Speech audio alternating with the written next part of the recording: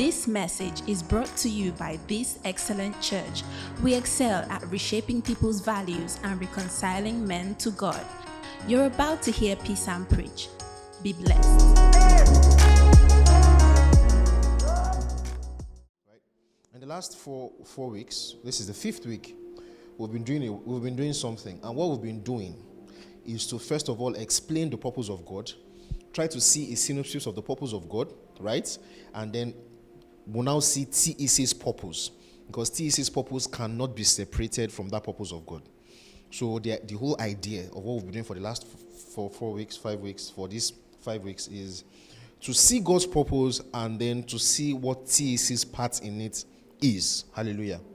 And that's why the first Sunday, which took quite a while but was necessary, was to explain the purpose of God. And so it's even good so that we can flow into explain the core values, the last two core values this morning. God has a purpose, and we'll try to explain this, that God has a purpose. God is not agnostic on any matter. God is not unintentional. This is what differentiates Christianity from deistic religions. It is easy to talk about a maximally great entity, an all-powerful entity that you cannot add anything to, that is Yahweh, right? But the moment you remove the intentionality of God for whatever biased reason, you have reduced God to the God of deism, which is what what Taoist guys believes, what Buddhists believe, and all that. Because our God is intentional. That's why to be made in His image is to have agency. To have that very image of God is to have something that God has, which is agency. You cannot remove God's agency from His being. It is who He is. He is consciousness. He is existence. He is the one from which every consciousness comes from. Hallelujah. It's extremely important that we understand this, because if that statement is true, and is true through and through, then it means that God is not agnostic on any matter. Nothing can flow out of God. Nothing can emanate from God, called creation, that God has no purpose for, that doesn't have any intention for, that just came. And so that is the reason why we know that for humanity and for every of God's creation, God has a purpose for them. Praise God. God has a purpose for them, and we define purpose as what a person is created to do, what a person is created to accomplish, what a person is created to carry out, not necessarily what a person has. Purpose, we're going to start talking about all that on Sunday. So purpose is what a person is created to do. Purpose is in what a person is doing, what a person is meant to do. A fan is created to blow air. It's an active thing. It is a doing. A laptop is created to process information. It is a doing. It's an active thing, right? In the same way, all of creation is created to actively do something. And the substructure of what all creation is created to actively do is to show forth the nature of God. Are we together? Everything that humanity does is tied to that. Everything that all of creation does is tied to that. The flourishing of creation, what we call the flourishing of creation, is actually the exemplification of the intention of God for creation. So when we look at all of creation, we look at the sun and the stars, we look at nature all around us, we look at the entire material universe, and we see that it is flourishing, that the human being is flourishing, that animals are flourishing, that all conscious entities are flourishing. That is the measure to which they are demonstrating that intention for which God created it for, which is to show the nature of God, the essence of God in different ways and different ones. We'll look through the scripture for all that. And we show that humanity is at the pinnacle of God's creation. Why?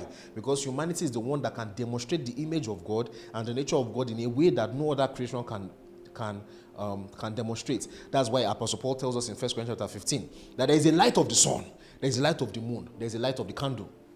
All of them bring forth light. So all of creation demonstrates the nature of God, but there are levels to it. Church, are we together? Did you hear what I said? All creation demonstrates the nature of God and the divine essence of God, but there are levels to it. At the pinnacle of it is humanity, because humanity is able to demonstrate that very agency and consciousness that is like of God, that no other creation has. That is the reason why when you look at other animals in nature, like chimpanzees, and you look at elephants, and you look at bonobo chimps, you look at crows and all those kinds of animals, and then you see them demonstrate some level of agency. The naturalist will look at it as proof that there's nothing special about man. But the person that understands God knows that it is proof that God is using all of creation to demonstrate something in his essence. Man is at the pinnacle, but all of them have measures of it. Do you understand that? Did you hear what I just said now? The naturalist looks at nature and sees all the similarities that human beings have with other animals and creation, and they see it as evidence that human beings are not exceptional. But they are wrong. And the reason why they are wrong is because their values are in the wrong place. Do you understand that? I don't want to go too much into that. We'll talk about things like that later. But they are wrong. The fact that God has allowed some of those similarities where, you can see a crow that can use tools, and they'll say if crows can use tools, human beings are using tools, we evolved from animals, and so there's nothing really special about us. It's a lie. All of us share something in common in creation. We have the ability to demonstrate the nature and the essence of God in different measures. It is God that did it like that on purpose. It is not evidence that we are not special. If not, let the crow do what human beings can do. Do am easy. God was deliberate about putting us at that hierarchy because we can demonstrate his very agency in a way that even biology, a purely naturalistic outlook, cannot explain. What is the line of a 1.5 kilogram wet tissue of meat producing consciousness? What is the line between it? There is no explanation. And this is not preaching stuff. This is fact. Go and read it up. How do you draw the line from a brain that is mostly water, meat, and arrive at consciousness? That means active consciousness. An entity that is self-aware, able to process information, able to look at all the information in the world, and when they are thinking about it in consciousness, they are not thinking of it at different variables, but as in as integrated flow of information. How do you get that from meat? Do if easy. Praise God. Church, I was together. And then we began to say that because God is not agnostic on any matter, he has a plan for all of creation, and also all of creation has, something to offer as way of demonstrating the nature of God. However, humanity is at the pinnacle of that hierarchy. And because humanity is at the pinnacle of that hierarchy, humanity has a responsibility to not just demonstrate the nature of God, but to cause all of creation to demonstrate the nature of God in a way that no other creation can do. So that is the reason why reconciling men is our priority. That's why it is the number one theme of the scriptures. Because it is the priority. Humanity is the one made in God's image. And it is the priority. That's why even a man that is not saved has a form of the image of God, but it has been defaced. Not that he does not have it at all. Church, all together. That's why a man that is not saved can still respond to some things. But what he has been defaced. It has been disfigured. When you want the glory of the light of Jesus to shine on a man so that the man can show the very nature of Jesus, it is only in receiving the gospel that a man can do that. Church, are we together? And so that is the reason why it does not make sense to try to make nature to flourish at the expense of humanity, because it takes humanity to enable creation to flourish. Hallelujah. Church, are we together? And so we looked at everything in that light, and we now said that, so what is the role of TEC in all of this? The role of TEC in all of this is to cause that work, is to partner with God in achieving that purpose of making sure and ensuring that, all of humanity is able to do that. So that's why the purpose of humanity, of man, is to show the nature of God and to also help other people to show the nature of God. So your purpose is to get saved and to help other people to get saved. That is a priority. Don't forget what we talk about, hierarchy of values. There must be a hierarchy of values. Hallelujah. So that's the purpose of humanity, right? And so the role of TEC in that is to help people to be reconciled to God so that they can achieve the purpose of God for them. Is to reconcile people to God so that they can achieve the purpose of God for them. But they cannot be reconciled to God. In fact, the whole business of reconciling people to God works at the same time with reshaping people's values. Because if people's values are not reshaped, they cannot be reconciled to God. And after people have been reconciled to God, their values need to be reshaped. It's an ongoing thing that is integral and is happening at the same time. In preaching the gospel, you are reshaping people's values, and in reshaping people's values, you are pushing people towards the gospel. Why? Because people's values is the place, is the attention, is the focus of their hearts. A man's value system is what a man's heart is focused on. So if a man's heart is focused in a direction that is contrary or that is, in contradictions to God's position, what will happen is that the man cannot see God. That's why Apostle Paul tells in 1 Corinthians chapter 4 that if a man can turn to God, the veil will be taken away. The problem is that their hearts are always turned away from God. So that's why even in this dispensation that we find ourselves in, the reason why it is extremely hard to always preach the gospel to people, why it cannot be received, is because people's hearts are focused on something else. And that's why the parable of the sower comes to be. It is not a cognitive matter. It's not an IQ matter. It's not an inability to understand. It's not a handicap in understanding. It's not. It's a volition issue. It's the fact that people's hearts are focused on something else. That's why the seed that does not germinate is the one that fell on the wayside. Or the one that fell on a heart and it was choked. Or the one that fell on the rock. Church, are we together? Right? Because it's not as if the soil has a fundamental incapacity to produce. That's not the problem. That's why it's not that the Jews did not have the IQ to understand the gospel. It was because their minds were focused on something else, which is self-righteousness. So you needed to focus their hearts on something else, which is the need for a savior before they could see God. The moment a Jew turns his heart away from self-righteousness, righteousness by the law, trying to accomplish righteousness by themselves, and they focus on the need for someone to save you from your sin, the moment they do that, the veil is taken away. The Holy Spirit will do the rest. As I was explaining to you, that the entire purpose of John the Baptist before Jesus was not to make Jesus popular. Jesus could be popular all by himself. The essence of John the Baptist was to begin to draw the attention of the Jews at that time to begin to focus on what the problem was, which was sin. Because they were living at a time when all they were thinking about was a Messiah that would come and deliver them from the Romans and all that and all that and all that.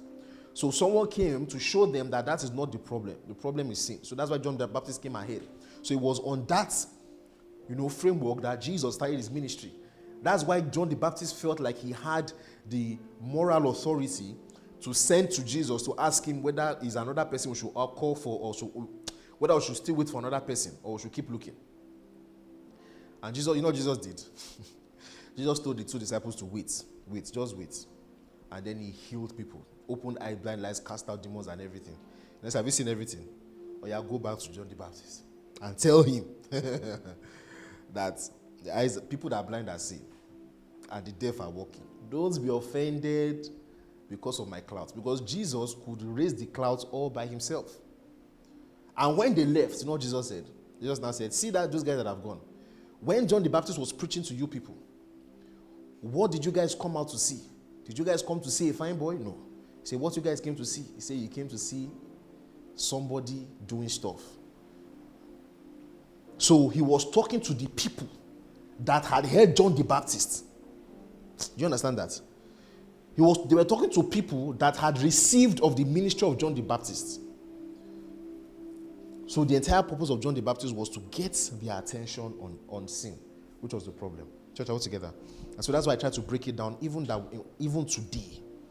What we are contending with, the reason why there has been a long-term misunderstanding about the fact that all you need to do is just to preach the gospel to people and then they'll be saved. So we're not going out for evangelism enough. It's more than that. There's something I tweeted some time ago that I don't know if you guys remember. I saw a picture.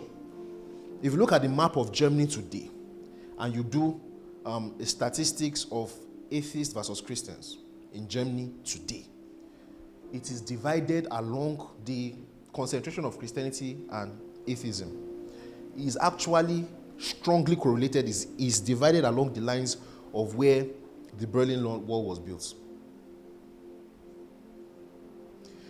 So the people in Eastern Germany are more atheists. People in Western Germany are more Christians. Why? Because after World War II, when Russia wanted to divide, well, after World War II, when Russia divided Germany into two, based on, say, you guys lost the war, and they took some part of Russia as per right of conquering. They built a wall through Germany. And so that part divided Germany into the east and the west. So the people that were on the east were under communist Russia. They were being controlled by communist Russia. And communist Russia is primarily an atheist state. In fact, that's the core underpinning. Everything about what Lenin and Stalin did was basically the idea of Marx that everything in this world is a matter of religion, is oppressing people. So their first point of call was to expunge. You know what Stalin said? Stalin said that he's going to make sure that he eradicates the knowledge of God from Russia. So the guy was deliberately burning churches and burning seminaries, killing everybody that even formed that they were Christian and everything. They were dead. In fact, communist Russia was atheist Russia. And that affected eastern part of Germany. And that tradition has continued till today. Meanwhile, those in Western Germany are still more Christians. That's why today in Germany there's something called the Christian Party. What do you call it? There's a party in the Conservative Christian Party. A Christian party. And they're strong. That's Merkel's party. Did you understand that? Did you see how the system of the world affected those people? Why? That's the argument behind people that are born to Muslim family are usually more Muslim. People that are born to Christian family are usually more Christian. The people they try to give a materialistic explanation for it and say the reason why you're Christian is because you're born. It's not true. The reason why you see that strong correlation is this: values. When you grow up in a family that is Muslim, you are taught certain values that put your attention on certain things. And so if that value correlates with a certain kind of worldview, that's the way you'll be going. So that's why you are going to go and preach to someone. You are not just going to content to say Jesus is Lord. What you are doing is to first of all get the person's heart, the focus of the person's heart back to what is important. That's what we are contending with today.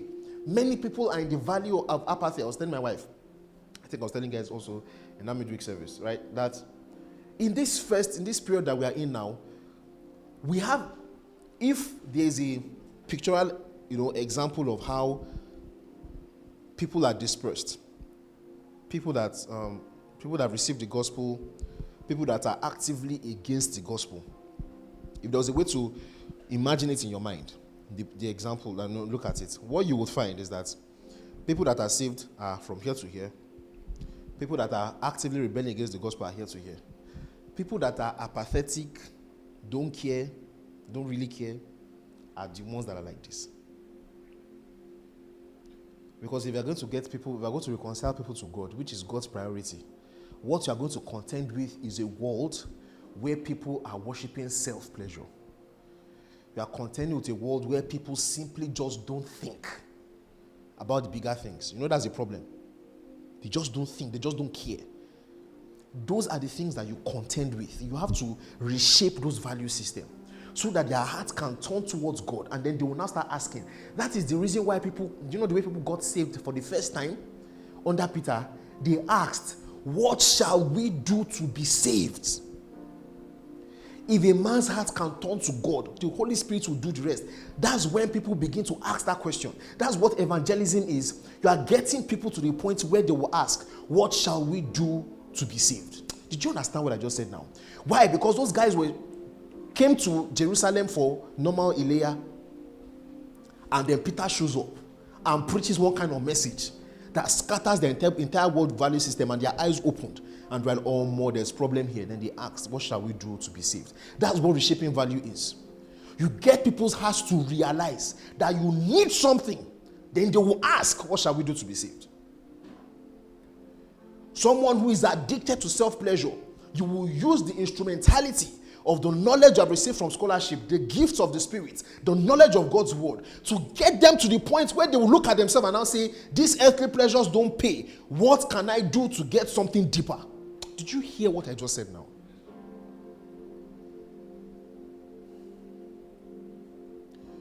You get someone who has been indoctrinated based on the value system to be actively against God, and you destroy their philosophies and you destroy their ideas that make them to stand against the knowledge of God, so that they will get to a point and ask, okay, so if this Christianity is true, what do I have to do? Can you guys hear what I'm saying? So that's why TEC's purpose is reshaping values and reconciling people to God. Reshaping values and reconciling people to God. Reshaping values and doing what? Reconciling people to God. Because that is God's priority.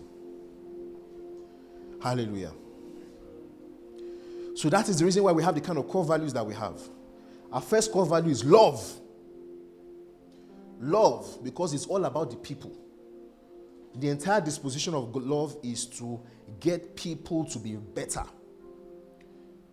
So it is the first core value. It is the primary core value, because our business in TEC is the business of love. It's all about helping people to get better and nothing else. In this place, we see the betterment of people as an end in itself. We don't see the betterment of people as a means to an end. We don't see preaching God's word to help people to become better as a means to get them to bring out money from their pockets, or to a means to get them to join our church, or a means to get them to do whatever. No, we see people's improvement as an end to itself. That's why in TEC we will help people. They will be in their church and we will help them, and we will not get them away from their church. People will come to this place, we will help them, and we'll send them to go and do their own ministry. Because in TEC, obviously, you guys know, right, that we are not building empires onto ego. We don't need church empire for a good self-esteem. We are fine. It's about the people. Praise God. Secondly, faith. Our second core value is faith. Faith as in not just believing for things. Faith as described in the scriptures. That is believing in God. That is believing in God. Faith as in believing in God, falling in line with God's will. It's not having our way. It is not name it, claim it. It's not developing our own desires and getting people to fall in line. Rather, it is believing in God. So here, charismatics are not an end in themselves. We will excel in the charismatics, hallelujah. We will excel in that. But they are not an end in themselves. We are not doing all those things as an end in themselves. All those things are always towards an end. And what is that end? To fulfill the will of God. That's what faith is. So if we find ourselves in a period where we're not even doing any things, and God will have us focus on teaching people something, we'll do it. We're not going to say we must do something just to show. We'll know all those kind of pressure. A lot of errors and heresies and misconduct. I'm speaking now as a minister with privileged information, but without any specific references. A lot of heresy and evil has gone on in the church and is going on in the church in the name of making charismatics an end in itself. A lot of popular people known for calling people's plate number and calling people's phone number, who would have sent their boys before service to go and check the cars parked, write down their plate numbers, get the phone numbers of people from people, and then come out and say, if this is your phone number, come out. This is what God is saying. So you can sow 1 million naira. That's what happens when charismatism become an end in itself. When you start doing things that are not necessary and start doing all kinds of stupid things that will just derail the church. Do you guys hear what I said? Because we're people of faith. Third core value is scholarship. Hallelujah. Not just study, but the entire disposition towards knowledge, whereby we are a people that are given to the acquisition of knowledge. Obviously, primarily in scriptures, but also in every other form. Praise God. Our disposition in TEC is to be given to knowledge. As Apostle Paul told Timothy, give yourself to reading. I was saying that I was not talking about just reading scriptures. Give yourself to reading. We're people that will be known as being knowledgeable. We're not those half-baked people that due to poor understanding and poor knowledge will be saying all kinds of erroneous things and saying all kinds of wrong things and all that, because we have found that knowledge, according to the scriptures, deepens a man's stability in Christ. Church, are we together? Scholarship is not, I know my work very well. I don't know if, in case that was the point that you're trying to make, let me correct it. Scholarship is not, I know my work very well, I'm a very good doctor. No, that's not really what we're talking about. I'm a very good media person, I'm a very good painter or something. No, that one is something else. We also encourage that, but that's not what we're talking about. In scholarship, we're talking about a person that is given to reading. That's given to knowledge and acquisition of knowledge for the sake of being vast in the thoughts of this world, the people of this world, and how to pull down those knowledge and philosophies that are rising in contradistinction to the knowledge of Christ. So when people have all kinds of idols in their hearts in philosophy, we will not be a people that when we are met with such kind of confrontation, we'll just say Jesus is Lord. Or something, just say too much wisdom, just or something. We're people that will meet them, like Apostle Paul. We will meet them there. You raise up a philosophy, we will meet you there because we also know it. And we will show you how that knowledge is wrong. We will be deep in God's word. You show up to go and convert an imam. Many of you will do it. You will convert an imam and you will not go there because you'll be telling him this is what the Bible says. You will quote the Quran to him. That's what scholarship does. Your Quran said this in Surah 15 verse 4. And you quote 3. Line it up and show him the logical incoherencies of it and say, Oga, this is the way out. Church, are we together? That's what scholarship does. Go to go and preach an atheist that who is a postmodernist or a neo Marxist, you yourself will be deep in those things. So when you show up at the Areopagus, they will sit down and say they want to listen to you. So we are giving to scholarship. That's why we're going to have all kinds of interesting meetings. When other churches are having special program, which I am not against, we're having special program, clinical concerts, this one, that one. We can do that one too if you people want to. But the kind of special program we'll be having is we're going to invite Pastor Tim Keller. Please come and show us the correlation between Christianity and this and this and this. You sit down, open your book, open your laptop, your references. That's what it sounds funny, but that's what we'll be doing. See, my own is too much, all right. If you don't want, better go now. Praise God. Church, are we together? Don't forget, scholarship is not for the sake of puffing up for the sake of the ministry. Are we together? Mm-hmm. So that I don't think that so that we can be the bad guys in town. Well, we're the bad guys in our church. The guys in that church, they sabi book. No, that's not the reason. It is for the sake of the gospel. Because that's why I said, and I was very particular about last month, that the base is the scripture, is God's value system, is the scriptures. And then you use the scripture to shine a light on all the philosophies and ideas of this world. So you are standing from God's mindset and studying postmodernism. Church, are we together? You are reading from God's mindset, right? And you are reading Foucault. You are starting from the scriptures and you are reading Derrida. You're starting from the scriptures and you are reading Marx. That's what we're talking about. It is from the scriptures. You are looking at everything from the prisms of the scriptures. So that someone shows up and begins to say that this is a proof that Christianity is not true, you will meet him there because you have read it already and you know where he's going. That is evangelism. I was explaining to you guys that one of the problems that we have in the body today is the fact that the barrier of entry is too low. It is a good thing, but it's a bad thing.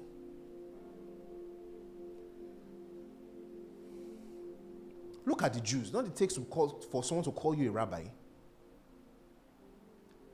The barrier of entry is too low. Any Tom, Dick, and Harry, without any kind of education in hermeneutics or basic education safe in grammar and semantics that you can even use to read normal English Bible. You don't even know how to read normal English.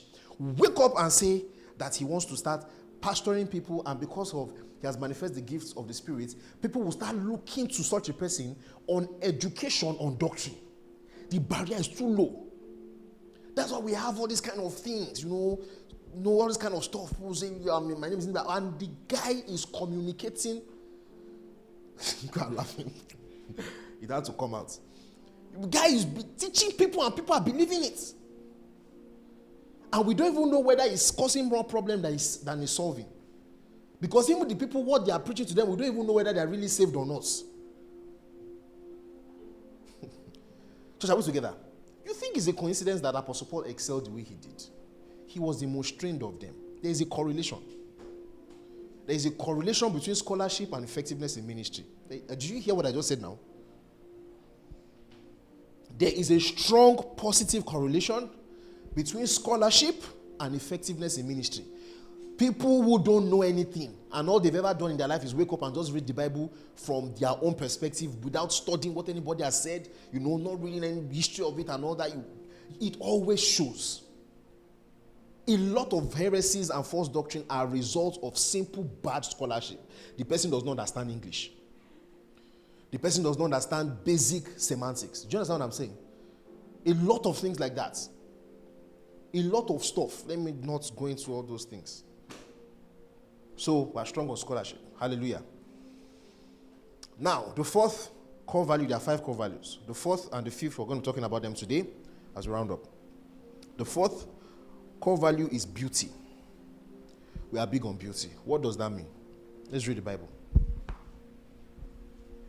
Romans, oh my God, it's 10:25 already. It is well. Praise God. Jesus is Lord. Okay? All right.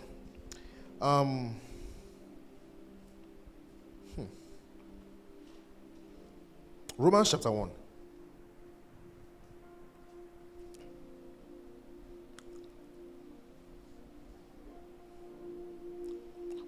From verse 18. For the wrath of God is revealed from heaven against all ungodliness and unrighteousness of men who suppress the truth in righteousness. Do you see that? God is displeased with men who suppress the truth. That the truth is evident, but they are deliberately suppressing it. God is displeased with it. He calls it the wrath of God. Verse 19. Because what may be known of God is manifest in them, for God has shown it to them. So, God, we talked about all this on Tuesday, but don't worry, I don't want to feel the strong need to recap too much so that we don't just waste time. Right? So you see that God has been deliberate about manifesting himself. So that even when people were never saved, Apostle Paul tells us in Acts chapter 14, that he was talking to those Greek guys and was telling them that, see, even at the days of ignorance, God has overlooked, because even then, God was causing rain and to shine and the sun to fall and was giving you crops of the field so that your belly was pleased and you could flourish and you could happy. Because even before Jesus came, to every man and in every place and all of creation and all of civilization, that is why one thing, we're people of scholarship. Should I just be free? I should calm down, Abby. Do you know there was an anthropological study that showed that the more primitive societies are, the more likely they are to be monotheistic. And the more they begin to build complex societies and civilization, they begin to veer off into paganism. God, that study was so good. Sam Walton, Michael Jones did a lot of work on this. And this is the idea that even man in his primitive forms, when he looks into nature, he by instinct begins to see God. But the moment he begins to create things like money, power, society, and everything, he starts building he begins to devolve into paganism and begin to have God for this, God for that, God for this, God for that, God for this, God for that. And those gods begin to be made in their own image. And those gods that begin to make in their own image begins to be a God that is for their purpose. So you are praying to them, to those gods, to do things. And they start coming up with all kinds of complex stories about how those gods are useful for you. But in their primitive forms, when you begin to look at a study anthropology of human beings, to their most primitive forms, you begin to see that humanity usually starts with the idea of one God from whom all things come.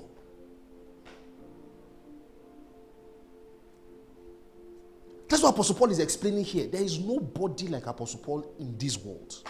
Not even Plato or Socrates, not Aristotle, none of them. That's what he's explaining here. That God himself had already shown himself in nature. So God had, let's read on. Right? What it now says, verse 19. Because what may be known of God? What may be known. So everything that you need to know about God is manifest in them, for God has shown it to them. For since the creation of the world, his invisible attributes are clearly seen, being understood by things that are made, even his eternal power and what? Godhead, so that they are without excuse. Because although they knew God, they did not glorify him as God, nor were thankful, but became futile in their thoughts, and their foolish hearts were what? Darkened. See, the way people respond to the knowledge of God and the image of God that can be seen from the beauty of creation is indicative of how those people can walk in the purpose of God for them.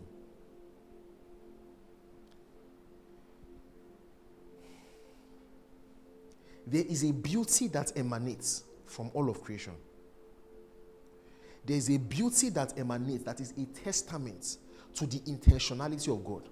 That there is a beauty that emanates from nature and all of creation that is actually God evangelizing himself to us. Church, are we together? Psalm 19. And to ignore that knowledge is to deliberately shy away from God's revelation of himself. That's why there are 3 levels of revelation. I always tell you guys. Have I told you guys before?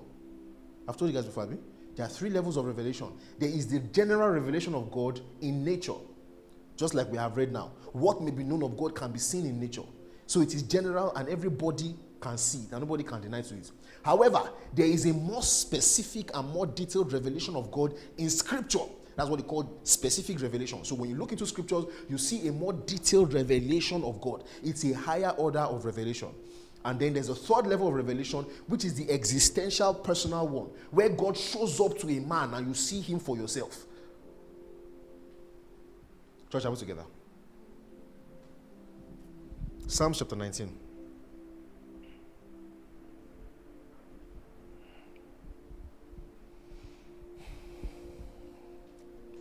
See what it says.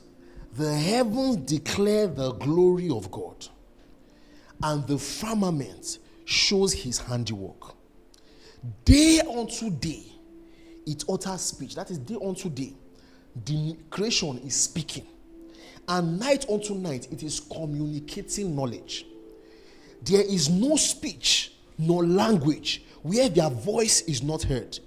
Their line has gone out through all the earth, and their words to the end of the world. So every day, every time, nature is communicating knowledge. What knowledge? The knowledge of God.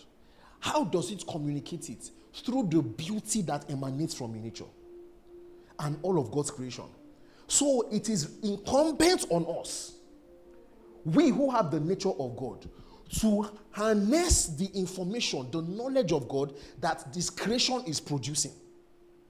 Because it might be a lower form of revelation, but if God has been deliberate about it, so should we. Who knows better than God here? If you know better than God, raise up your hand.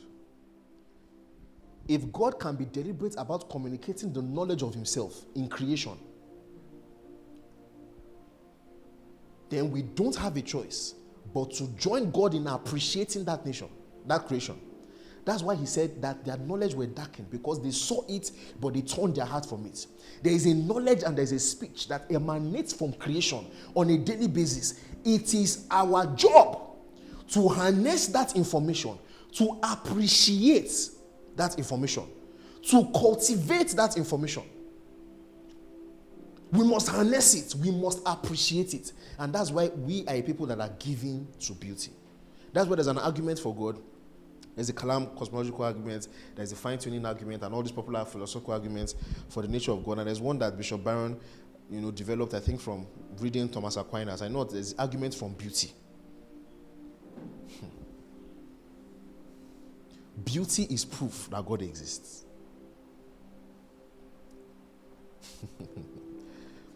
That's why you would not be walking on the road and be hearing a keyboard playing. You are hearing the beautiful melody of music, and you will assume that sound waves mistakenly hit a wall, and when it hit a wall, it bounced off the floor, and when it bounced off the floor, it hit a string, and as it was hitting the string, another one bounced and bounced and bounced, and as they were bouncing continuously, it began to bring forth the sweet melody of keyboard. Unless we're insane. When you hear something beautiful, your first assumption is that someone is behind it. Nobody will go to the Sistine Chapel and assume that there was an earthquake, and as the earthquake happened, yellow poured, and then blue paint poured, and then red paint poured, and then purple paint poured, and as it poured, wind blew, and the wind was pushing the painting like this. If even if it is true, unless you are mad, you say, no, this is not normal. You cannot go to the Sistine Chapel and see that beautiful painting and assume that it was a mistake. Because agency is what produces beauty. That's why you cannot look at the stars. You cannot look at the galaxy. You cannot wake up and see the beautiful sounds that come from a bird singing early in the morning. And you say, everything just happened. Church, are we together?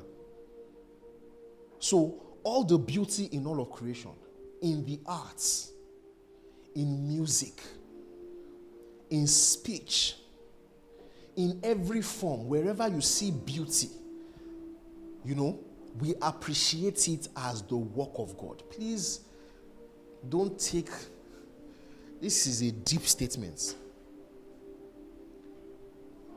That's why in this church we're going to be deliberate about harnessing beauty, about, appreciating it. And by beauty, I don't mean the figure of a woman, or the shape of a woman. No, beauty is objective. So whatever is subjective is not what we're talking about. And so that's the reason why everybody has different tastes. That's not the beauty we're talking about. We're talking about the gifts of God to us that can be appreciated. That's why we're going to support. That's why you will notice that there is a correlation between beautiful music and being able to worship God in the beauty of holiness. Sometimes we say that thing should not limit us from being able to worship God. And it's very correct. But it also begs the question, why is it better when there's music? Because the beauty of music is the wisdom of God. God was intentional about it. These are the things that are stopping all these naturalists. How does the beauty of music and our response to music come purely from materialistic sources? How do you evolve into playing keyboard and playing music and playing? Have you listened? Sam came to our house and has taught all of us batting. Have you listened to the beauty of orchestra before? Have you heard an orchestra playing? Dozens and dozens of different instruments, all playing in different parts. Soprano, tenor, bass. There's one other one. Which was the fourth one? An alto. Giving you beautiful music that you yourself, you are receiving goosebumps. Do you think it is a strange thing that an evil spirit will be troubling Saul and David will play beautiful music and the spirit will go? Church, are we together?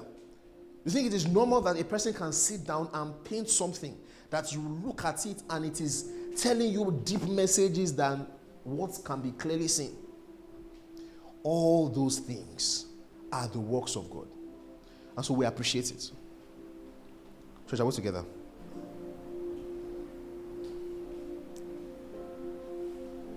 So we appreciate it. Listen to me here. I was explaining to you guys about the hierarchy of your values. How some things are more fundamental than others, right? One of the reasons why we've had a problem, especially in this part of the world, is that there are some things that are important. They might not be at the pinnacle of a hierarchy of your values, but they are important. And in neglecting them, we become deficient as a church. Why do you think that when atheism begins to become on a rise in a country, you begin to see them doing ugly things? Their fashion changes. If you see the fashion that they are doing now, one person wore pants, wore strap, ugly. Go and check communist Russia. Their buildings were like block. Ugly. But when you see, look at medieval Europe. When there was a critical mass of people that believed in God in the arts, look at what happened. Look at what it did. Look at the kind of music that Handel brought out. Look at the kind of music those guys brought out in the name of appreciation of God. Which one is the other one that is almost all his music were, all this orchestral music were like gospel orchestral music, and the guy produced plenty. It's not Mozart. It's Bach. Yes, Beethoven. Why? Why do you think that happens? Why do you think the Sistine Chapel came from a certain part of kind of culture? Why do you think all those Michelangelo's paintings and all those sculptures and all those beautiful, beautiful things that all of us refer to today as extremely beautiful, why do you think that they came out from certain kinds of things? So much so that even pagans,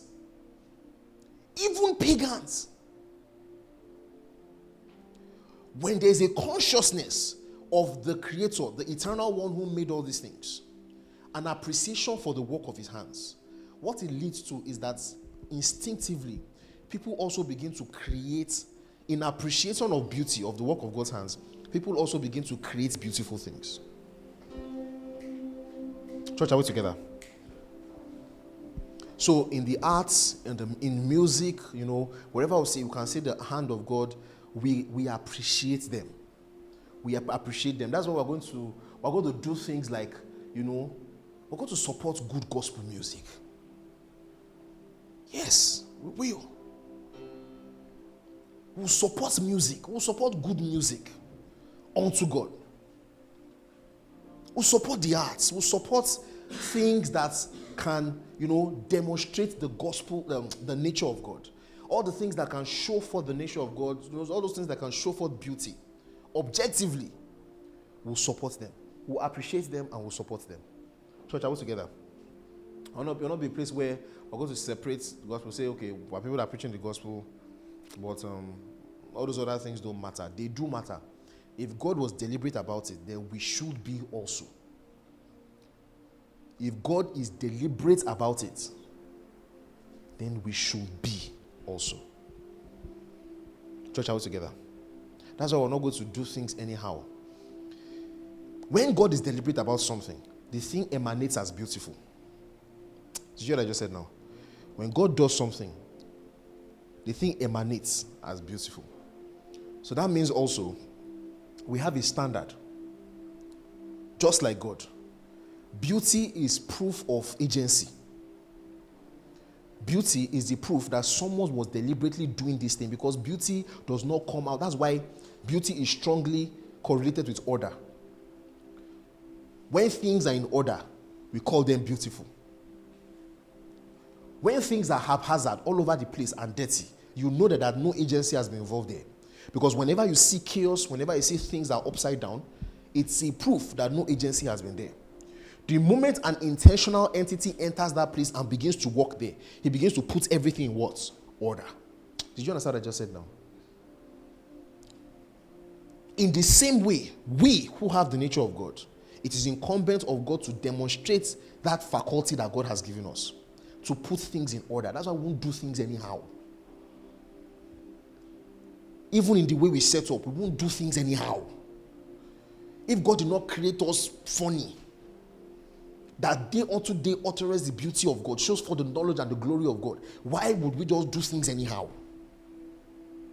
Church, are we together? Even if it is small, we'll do it well. It begins to show in a lot of interesting things that Jesus will do. Jesus will call for the Last Supper, and he would ask them inspiredly to go and get a place that is well furnished. Because don't do things anyhow. God is big on doing things well in a way that the beauty can be appreciated, and so shall we also. So we won't do things anyhow. We won't say because we're small, then you guys will show up in church and you now see everywhere dirty and then things are just upside down and we'll just do things anyhow. No. This is not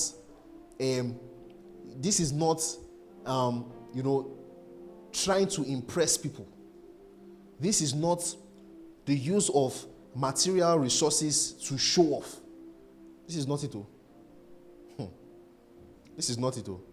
This is not doing those things for the sake of impressing people. No.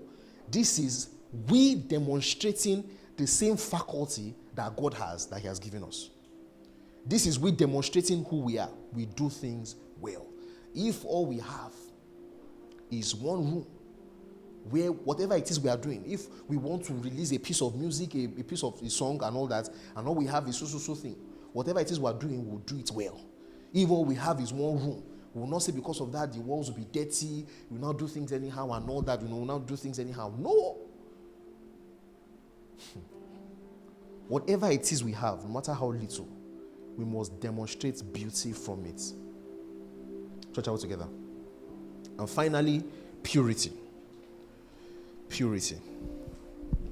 1 John chapter 2. 1 John chapter 2.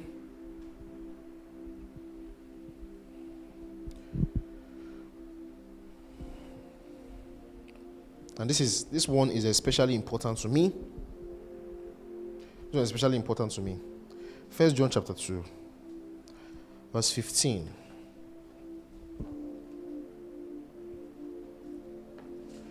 Do not love the world or the things in the world. If anyone loves the world, the love of the Father is not in him. For all that is in the world, the lust of the flesh, the lust of the eyes, and the pride of life, is not of the Father, but is of the world.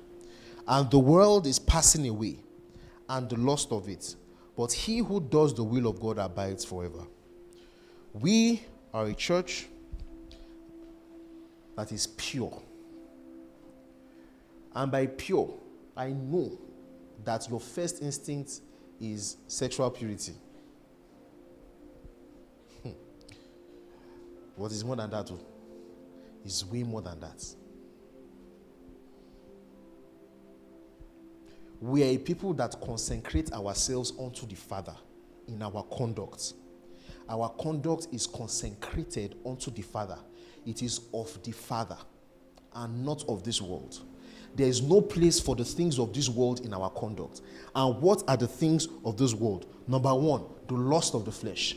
Speaking primarily to sexual purity. Lust of the eyes. Materialism. Whereby, you want good things. You want the fine things. Cars, the traveling abroad, nice food, fine dining, nice houses, all those kinds of materialistic things. Things that appeal to your eyes. Lust of the eyes. And the pride of life. Ego. Power. The need to be in control of other people. The need to control other people. All these things are deeply carnal things from the natural man. These things, we are going to stay away from them as a people. In TEC, we are big on sanctification. Sanctification in terms of staying away from the things of this world.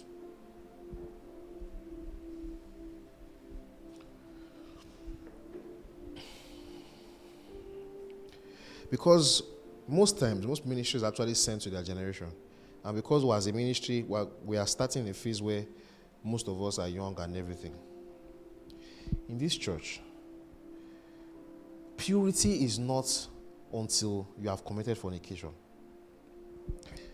1 Timothy chapter 1.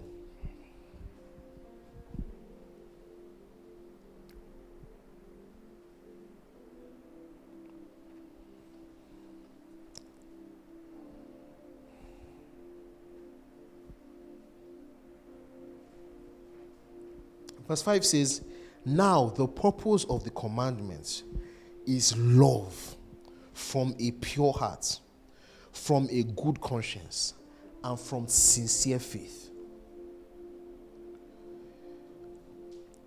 The purity I'm talking about is not just sexual purity.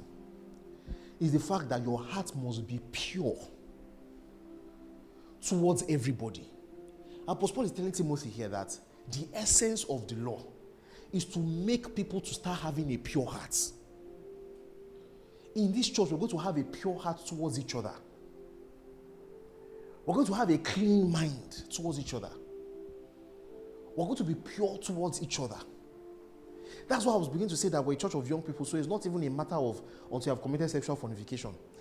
We're not going to have space for all those relationship drama. You come to the church and you ask 5 sisters out, or you're asking somebody out, you have an ulterior motive, you never meant to, date the person or to marry the person, but you have other plans, you just want to use the person. All those kinds of things. Money issues, lust of the eyes.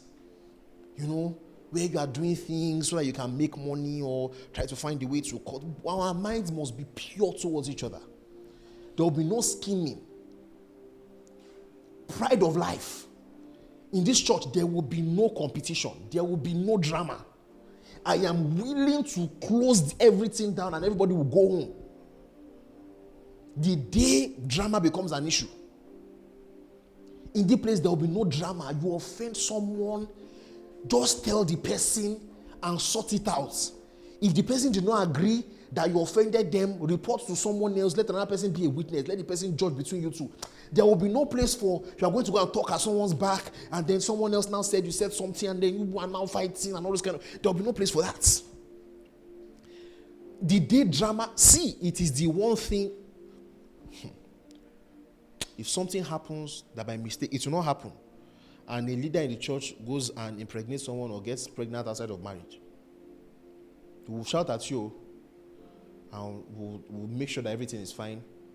We will not allow you to abort the child. We will take care of the child for you, and you'll be all right. But if we catch you with an evil heart of impurity, you are slandering someone, told a lie about someone, went to go and change mouths and all those kind. But lie, small be lie. That's the end. We'll bench you till that evil spirit is out. There is no place for drama.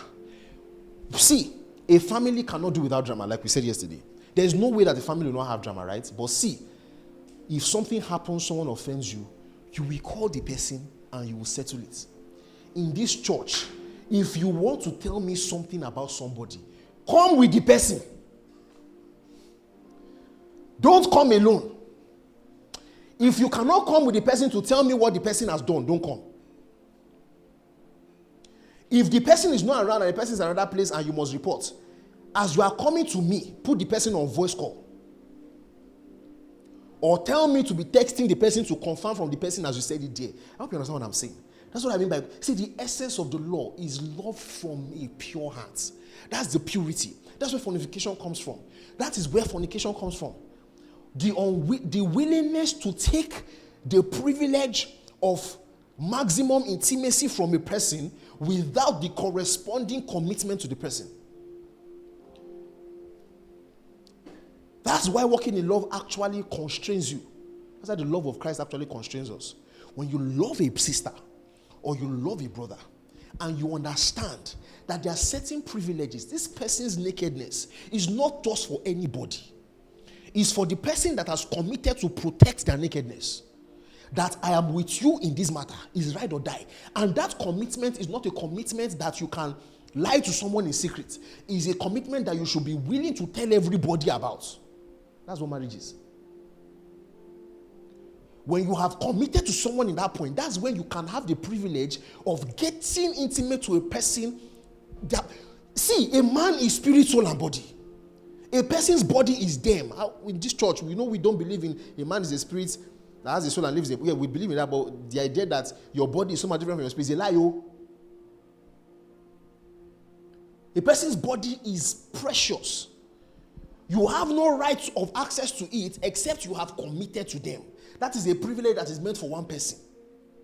That's where purity comes from. It's from a pure mind. If you have a pure mind and you're not carried away by the lust of the flesh, and you think objectively, just think like a child of God about someone else, and you think about the person, imagine it's your daughter, imagine it's your sister, And someone shows up that wants to be using their body but has not committed to them forever. There is a possibility that the person will still leave them and go on to another person, and the person, your sister will still, or your daughter still has to go and marry someone else and be explaining to the person that I've met 6 people before I met you. That's what purity of heart does. That's why the love of Christ constrains us. That's why the essence of the law is love from a pure heart. So you guys know what I'm saying? Purity is not just about sexual destiny. It's about a pure heart towards people. No drama in TEC. It is extremely important to me. It's extremely important to me that everybody can come to church and they can come with a free mind. It is extremely important to me. My wife and I are like that.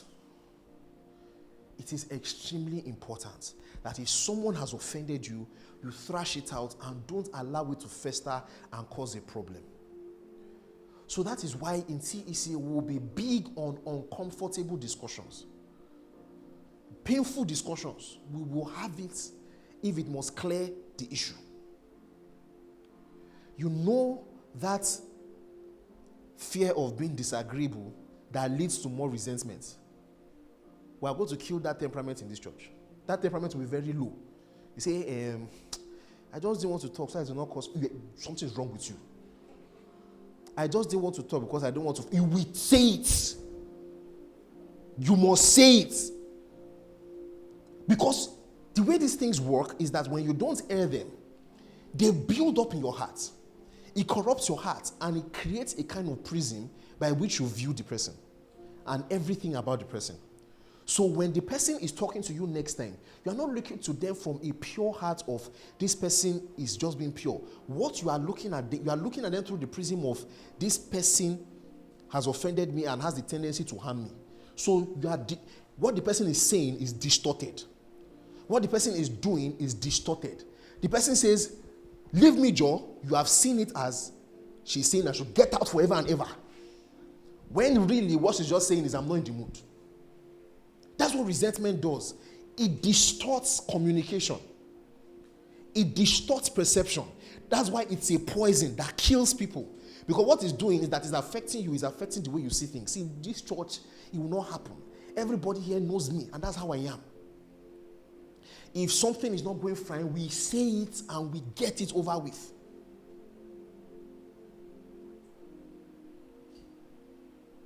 That's how my wife and I are. If you don't like something, you talk about it and move on so that there is no shadow of doubt in your heart about what that person feels towards you. That's the purity of heart I'm talking about. It's not just that in our church we don't used to sleep, but let me tell you the truth. I am not a naive person. I'm not a child of God. I'm not a child that I will think that issues that we know. If Jesus' ministry can have those kind of crazy people, we know there are some people that will come around that will be funny people. But God will be catching us for them. Amen. Listen to me. All those elevation and idolatry of sexual purity over the grace of God, we don't do it here. Let me tell everybody now and hear me well. This is just the fact. If anybody at any point in time, don't worry, it will not be your lot. But if there's ever any issue where someone goes and gets pregnant out of wedlock, or someone commits adultery, or someone commits fornication and this thing and all that, see, what we'll do, we will help you. We will bench you, we will help you, but we will not stigmatize you. We will not make you feel this thing. The only time where we will have to cut you off is if you stand in rebellion against the gospel or against this vision. When you stand like that man in Corinth and you say, I will sleep with my father's wife, and so what? And so what, Abi? We're doing it outside. Church, are we together? So all those things of a teenager got pregnant in the church, and because of that, you will not send her. It's a lie. You in our church, if a teenager should get pregnant because she made a mistake, yeah. If they do, how much is ENC? How much is antenatal? Take the money, go for antenatal. When is your due date? Give birth to the child. I'm happy we take care of the child with you. Church, are we together? That's what we do here. That's what we do here. So our minds must be pure towards each other. Thank God that those that are closest to me know. If I say something and I preach something and it's sounding off, what I expect you to do is after the service, come and meet me or text me. Pastor Sam, this thing you said is somehow, this is the way I heard it. Is that what you meant to say? What I heard was this. Is that what you meant to say? Me too, I'll say, okay, well, that's not what I meant to say. Is that what you think people heard? And if that's what I meant to say, or this is what I meant to say, sir, are you sure? This is what I feel. And me too, I'll say, okay, from God's word, this is what I feel. And you guys know me. If I cannot defend it, I will come next Sunday and I will correct it. Because we're not doing this thing the way we used to do church for career. We have career. We have work we are doing now. Church, are we together? So we must have a pure heart towards each other. I hope the guys on Zoom can hear us. We must have a pure heart towards each other. Please, no matter. Look at what Apostle James says. James chapter 3. You see all those useless wisdom that they used to use in our parents' churches, where they'll be doing all kinds of arike in the church. You know, all those kinds of. Look at verse 13 of chapter 3. Who is wise and understanding among you? Let him show by good conduct that his works are done in the meekness of wisdom. But if you have bitter envying and self-seeking in your hearts, do not boast and lie against the truth. Listen to me. I'm going to make it, God helping me, I'm going to disincentivize the competitive spirits. The spirit that is looking for position in this church. I would disincentivize it by the grace of God. Every spirit that want to be a pastor, you want to be head of units, you want to be close to Pastor Sam, I would disincentivize it. By the grace of God. All those bitter envy seekings, me they should have made this, me that should have made that. That spirit will never be in this church. Do not boast and lie against the truth. This wisdom does not descend from above. It is earthly, sensual, demonic. For where envying and self-seeking exist, confusion and every kind of evil idea, every kind of self-seeking, evil begins to come there. But the wisdom that is from above is first pure, then peaceable, gentle, willing to yield, full of mercy and good fruits, without partiality and without what? Hypocrisy. Hallelujah. That's how the believers' gathering should be. No self-seeking, no competition. That's why there's some things that we'll not do, like testimony time. Aisha gave me a very, very good suggestion, and that's what we're doing. Anybody that has testimony, you write it down. All testimonies in this church will be what? Anonymous. If God, you were hustling, and then God met your need and gave you a contract, and you feel very strongly that you want people to know that God is powerful, write it down in a long letter for us. We'll read it in church for you and we'll give God thanks for you. Nobody will come here and say, praise Master Jesus. I just want to thank God because he has put my enemies to shame. Who is your enemy? God punish you there. Calm down. Calm down. Remove the mic from his mouth. Remove the mic from his mouth. Calm down. Praise God. You know those things that they used to do now. You know now. Just want to thank God. When nobody believed in you, who did not believe in you? If you don't leave that place. Hallelujah. No sobbing. Something happens in church that you don't like. It's not on Twitter that you'll be tweeting it and you'll be saying some people are. And we know that it's because something happened. If I catch you, I'm going to follow all of you. And now we text him and say, Pastor Sam, did you see what Sheye tweeted? You know it was me I was talking about, Pastor Sam. I'm not saying like that. Oh. I hope people hear what I'm saying. Our heart must be pure towards each other. If you really feel you cannot have common ground with a person, then please just leave us. If you feel that you cannot have a common ground with us, that you cannot live with us, that, that spirit of revenge, that spirit of the need to have the final say, That spirit of winning the argument, I want to win the argument, that spirit, will kill that spirit in this place. You must be willing to lose your cloak. You must be willing to turn the other cheek. Sometimes somebody has offended you, that spirit that makes you want by all force, the person must realize how much they have hurt you. And you're going to cause so much drama in the bit to make sure that they acknowledge how much they have hurt you. That spirit is not allowed here.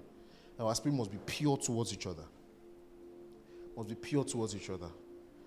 If any one of us makes a mistake, we will be willing to help the person back up. If no other church has done it before, we will do it. I know there will be issues.